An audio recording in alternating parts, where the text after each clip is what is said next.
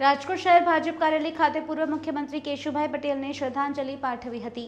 ભાજપ કાર્યાલય ખાતે ભાજપના અગ્રણીઓ ઉપસ્થિત રહ્યા હતા અને બાપાને યાદ કરીને શ્રદ્ધાંજલિ પાઠવી હતી, જેમાં શહેર ભાજપ સંગઠનના અગ્રણીઓ, કાર્યાલય મંત્રી સહિતના હાજર રહ્યા હતા।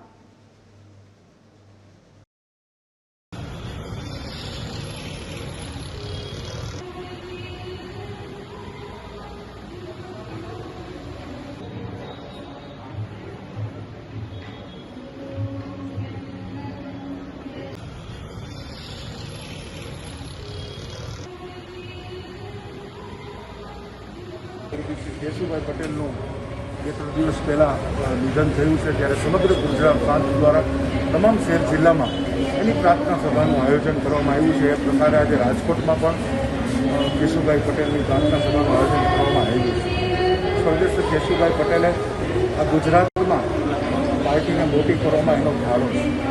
સ્વાભાવિક રીતે આજે કેન્દ્રમાં અને રાજ્ય સરકાર એ બંને ભારતીય જનતા પાર્ટીની છે, ત્યારે જ્યારે આ શરૂઆત થઈ ત્યારે 4 લોકોએ જ્યારે આ શરૂઆત કરી હતી, પૈકીના એક સ્વર્ગસ્થ અરવિંદભાઈ મણિયાર, મુરબ્બી શ્રી ચીમનભાઈ શુક્લ, કેશુભાઈ અને આદરણીય શ્રી શંકરસિંહ, આ 4 લોકોએ જ્યારે આ પાર્ટીને મોટી બનાવી છે। એ પૈકીના કેશુભાઈનું જ્યારે અચાનક નિધન થયું ત્યારે સમગ્ર ભારતીય જનતા પાર્ટીના પરિવારમાં, ખેડૂતોમાં, ગુજરાતની પ્રજામાં એક આઘાતની લાગણી છે।